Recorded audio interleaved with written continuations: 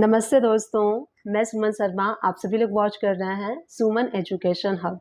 तो आज के इस वीडियो में डिस्कस करने वाले हैं जीएसटी की 53rd काउंसलिंग मीटिंग में काफ़ी सारे चेंजेस हुए हैं जो कि अपडेट होने हैं 1 जुलाई से। तो काफ़ी सारी चीज़ें चेंजेस हुई हैं जो कि इम्प्लीमेंट होनी है, जो कि इफेक्टिव होनी है 1 जुलाई एंड जुलाई में काफ़ी सारे चेंजेस हुए हैं। तो कुछ इंपॉर्टेंट चेंजेस जो हैं वो मैं डिस्कस करने वाली हूँ आज के इस वीडियो में।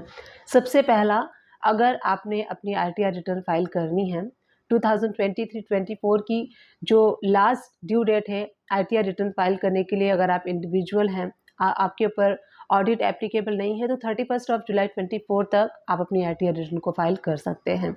और जिसके ऊपर ऑडिट एप्लीकेबल है उसके लिए 31 अक्टूबर 2024 वो last due date.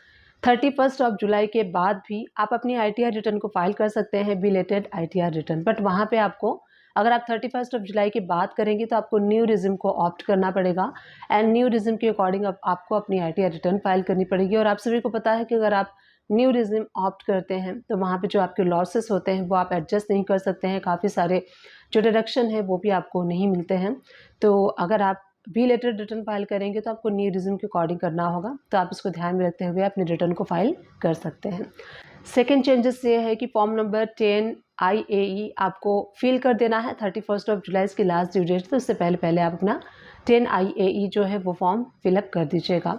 Third changes ये है कि अगर आप TDS डिडक्टर है, यानी कि आप कोई ऐसी सर्विसेज लेते हैं जहाँ पे कि आपको TDS सामने वाली पार्टी का डिडक्ट करना पड़ता है, तो उस केसेस में सबसे पहले आपको चेक करना है जिनका आप TDS डिडक्ट करते हैं उनका पैन नंबर मंगा लीजिए। और पैन नंबर मंगा के आपको चेक कर लेना है कि जो पैन नंबर है वो इन ऑपरेटिव तो नहीं है। अगर पैन नंबर इन ऑपरेटिव है तो आपको हायर टैक्स रेट यानी कि 20% TDS रेट आपको डिडक्ट कर लेना है उस पर्सन का जिसका कि पैन इन ऑपरेटिव है। क्योंकि गवर्नमेंट ने काफ़ी सारे चांसेस दिए थे पैन को सही करने के लिए। तो काफ़ी सारे लोगों ने अगर नहीं किया है तो इसमें आपकी कोई मिस्टेक नहीं है। आपको हायर रेट से 20% TDS डिडक्ट कर लेना है इन द केस ऑफ अगर जो आपको ये सर्विस प्रोवाइड कर रहा है उसका पैन अगर इनऑपरेटिव है। TDS एंड TCS की फर्स्ट क्वार्टर की रिटर्न फाइल करने की जो लास्ट ड्यू डेट है वो भी 31 जुलाई 24 है। तो आप अपने डेटा को प्रिपेयर कर लीजिए। और TDS का जो आपको जून का जो TDS का चालान पे करना है वो 7 जुलाई से बिफोर कर देना है। तो उस डेटा को भी आप प्रिपेयर करके रखिए। अदरवाइज आपको 1.5% का पर मंथ इंटरेस्ट रेट जो है TDS का जमा करना पड़ेगा। इसलिए आप इससे पहले अपने डेटा को प्रिपेयर करके एंड बिफोर 7 जुलाई जून का TDS चालान आप जमा करवा दीजिए। उसके बाद देखिए RCM से रिलेटेड जो है 2111 जो है सर्कुलर आया हुआ था।